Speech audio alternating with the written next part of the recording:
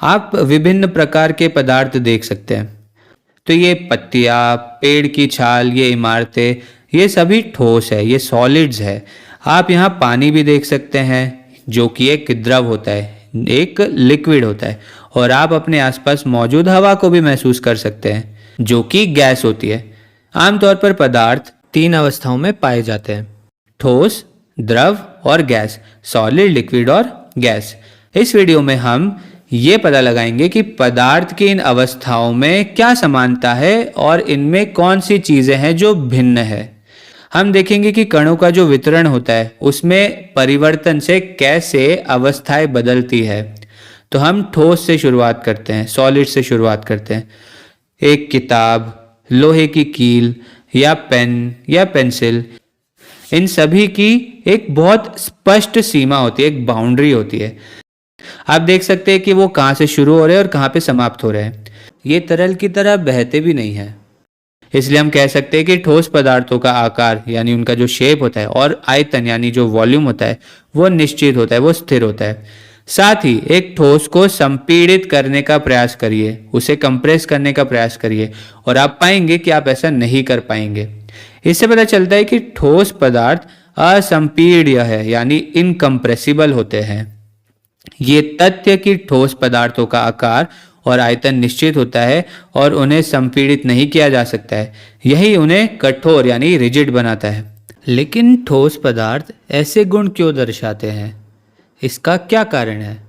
ठोस में कण किस तरह से वितरित होते हैं कि ठोस इस तरह के गुण दर्शाते हैं? तो मान लीजिए आपके पास एक बीकर है और इस बीकर में हम कोई ठोस पदार्थ रख देते हैं, जैसे कि मान लीजिए इसमें बर्फ का टुकड़ा है। तो ठोस पदार्थों में कणों का जो वितरण होता है वो कुछ ऐसा होता है। ठोस पदार्थों में कण एक निश्चित पैटर्न में व्यवस्थित होते हैं, डिस्ट्रीब्यूटेड होते हैं, वितरित होते हैं। उनके बीच में एक बहुत मजबूत बल होता है, एक आकर्षण का मजबूत बल होता है, इसलिए वे वास्तव में अपनी स्थिति पर ही रहते हैं। कण अपनी जगह पर ही थोड़ा कंपन करते रहते हैं, वो इधर उधर नहीं जाते, वे अपनी जगह पर ही हिलते डुलते रहते हैं। अंत में एक ठोस के कणों के बीच कोई खाली जगह नहीं होती, इसलिए हम इसे संपीड़ित नहीं कर सकते। अब हमारे पास आपको दिखाने के लिए और भी उदाहरण है। इन 2 चित्रों को ध्यान से देखिए। ये एक रबर बैंड है और ये एक स्पंज है। तो अगर हम रबर बैंड और स्पंज की बात करें तो रबर बैंड आकार बदल सकते हैं ना। जब हम बल लगाते हैं तो हम रबर बैंड का आकार बदल सकते हैं। और ये जो स्पंज है ये काफ़ी आसानी से संपीड़ित हो जाता है, कंप्रेस हो जाता है। तो आपको ऐसा लग रहा होगा कि ये दोनों तो जो ठोस के गुण होते हैं उसको नहीं दर्शा रहे हैं। तो क्या ये ठोस नहीं है? चलिए इस बारे में बात करते हैं। तो पहले रबर बैंड की बात करते हैं। ये तथ्य कि हमें इसका आकार बदलने के लिए बल लगाना पड़ता है, ये दर्शाता है कि रबर बैंड अपने आकार में बदलाव का विरोध करते हैं, ठीक किसी अन्य ठोस पदार्थ की तरह।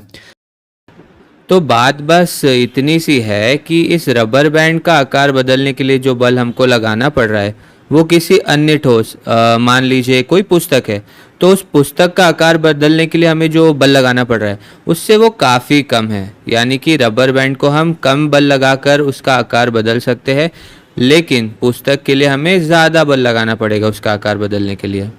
तो दोनों ही अपना आकार बदलने का विरोध करते हैं और यही ठोस में होता है। साथ ही जब हम बल हटाते हैं तो वो अपने मूल आकार में वापस आ जाता है। इसे प्रत्यास्थता यानी इलास्टिसिटी भी कहते हैं। रबर बैंड किसी अन्य ठोस की तरह ही बहता नहीं है, इसलिए हम कह सकते हैं कि रबर बैंड भी एक ठोस है। अब स्पंज का क्या? हम एक स्पंज को आसानी से संपीड़ित कर सकते हैं, कंप्रेस कर सकते हैं। तो क्या इसका मतलब यह है कि वो ठोस नहीं होता? यदि आप ध्यान से देखें तो आप पाएंगे कि एक स्पंज में बहुत सारे वायु के स्थान होते हैं, एयर के स्पेसेस होते हैं, वहां पर वायु यानी हवा के कण मौजूद होते हैं। जब हम इसे संपीड़ित करते हैं तो वो सारी हवा बाहर निकल जाती है और इसी वजह से हम इसे संपीड़ित कर पाते हैं। आपको ऐसा लग रहा होगा कि स्पंज का आयतन घट रहा है, लेकिन वास्तव में जो वो ठोस स्पंज है उसका आयतन नहीं बदल रहा है। यहाँ पे सिर्फ जो हवा वहां पर मौजूद थी, वहां पर उपस्थित थी, वो बाहर निकल गई है। तो शुरुआत में यहाँ पर स्पंज के साथ हवा भी थी और जब आपने हवा निकाल दी तब केवल स्पंज, ठोस स्पंज जो है वही बच रहा है। इसलिए हम कह सकते हैं कि स्पंज भी एक ठोस ही होता है। चलिए कुछ और उदाहरण लेते हैं। अब नमक और चीनी की बात करते हैं। यदि आप नमक को नमकदानी से बाहर निकालते हैं तो आप देखेंगे कि नमक एक द्रव की तरह बह रहा है। तो क्या हम इसे ठोस कह सकते हैं? हाँ, ऐसा इसलिए क्योंकि यदि आप इसे जूम करके देखें, इसे पास से देखें, तो आप देखेंगे कि अगर जो नमक का एक क्रिस्टल है या चीनी का जो एक क्रिस्टल है उसका आकार नहीं बदल रहा है, उसका आयतन नहीं बदल रहा है, हम इसे संपीड़ित नहीं कर पा रहे हैं। हो सिर्फ ये रहा है कि यहाँ पे बहुत सारे छोटे छोटे नमक या चीनी के क्रिस्टल है और इसीलिए हमें ऐसा लग रहा है कि वे बह रहे हैं। जबकि अगर हम केवल क्रिस्टल्स पर ही ध्यान दें तो आप देखेंगे कि उनमें ऐसा कोई बहाव नहीं है, वो नहीं बह रहे हैं। तो इसीलिए नमक और चीनी भी ठोस ही है। चलिए अब द्रव की बात करते हैं। तो आपने देखा ही होगा कि द्रव जो होते हैं वो बह सकते हैं, वो फ्लो कर सकते हैं। तो इससे हमें द्रव के आयतन और आकार के बारे में क्या जानकारी मिलती है? आपने देखा ही होगा कि यदि आप किसी भी आकार का पात्र लेते हैं तो पानी उसी पात्र का आकार ले लेता है, इसलिए इसका कोई निश्चित आकार नहीं होता है, कोई डेफिनेट शेप नहीं होता है। लेकिन क्या उसका आयतन बदल रहा होता है, उसका वॉल्यूम चेंज हो रहा होता है क्या? नहीं।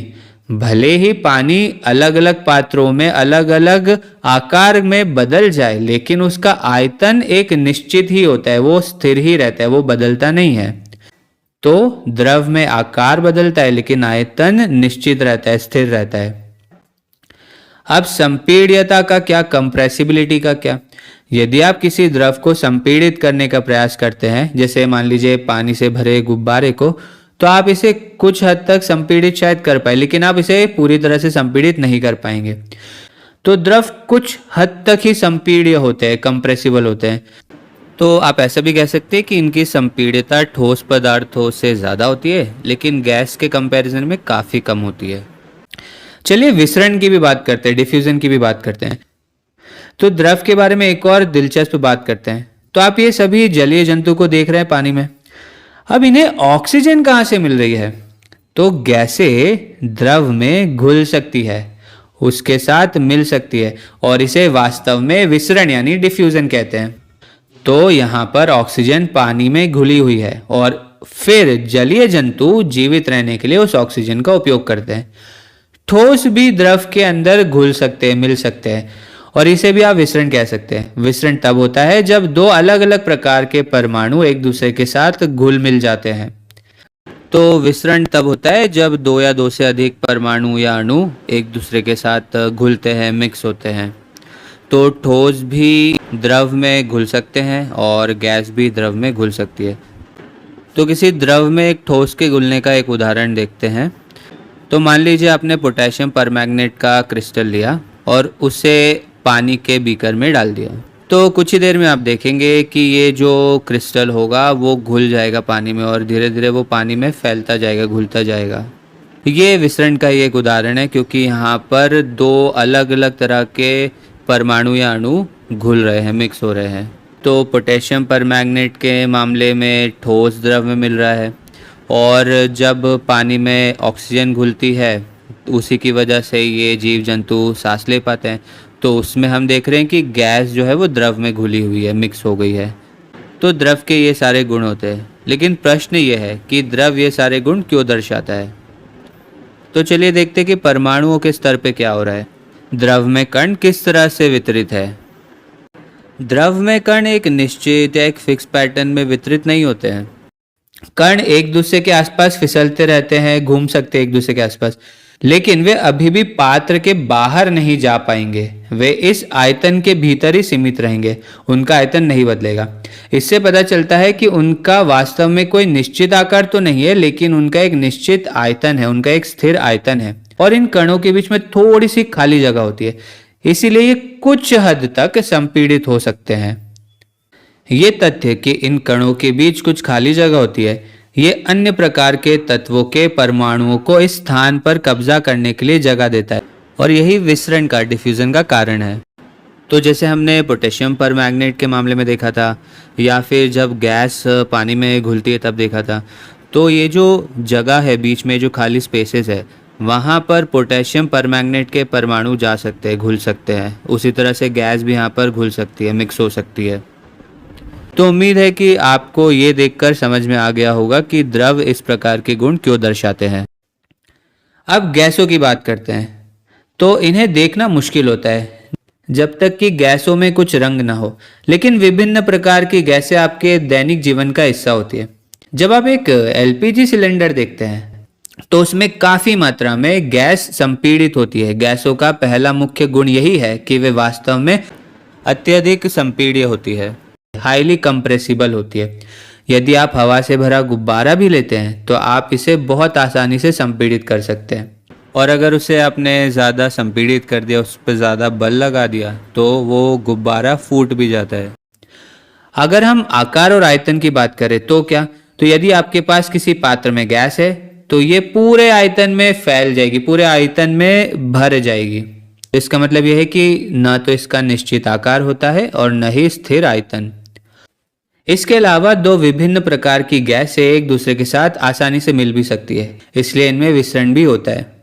अब अगर हम गैसों के कणों का वितरण देखें तो क्या, गैसों में कण सभी दिशाओं में यादृच्छिक रूप से घूमते रहते हैं, रैंडमली घूमते रहते हैं। वे पात्र के पूरे आयतन को भर देते हैं, जिसका अर्थ है कि उनका कोई निश्चित आकार या स्थिर आयतन नहीं होता। इन अणुओं के बीच बहुत सारी खाली जगह होती है जो गैस को प्राकृतिक रूप से अत्यधिक संपीड्य बना देती है।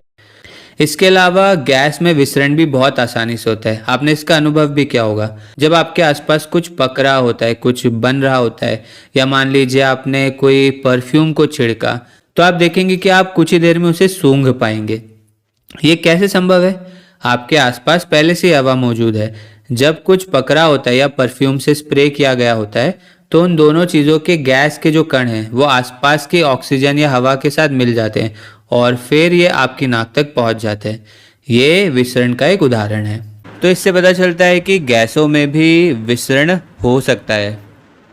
तो इस तरह से हमने देखा कि ये जो तीनों अवस्थाएं हैं, इनमें जो भी ये गुण दर्शाते हैं, इनके जो भी गुण होते हैं, वो किस तरह से उनके कणों के वितरण पर निर्भर करता है।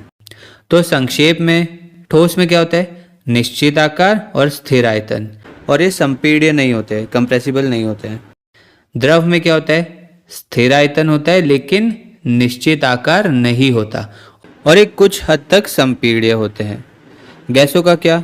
गैसें काफ़ी हद तक, काफ़ी ज़्यादा संपीड्य होती है, और इनका ना तो निश्चित आकार होता है और न ही स्थिर आयतन होता है।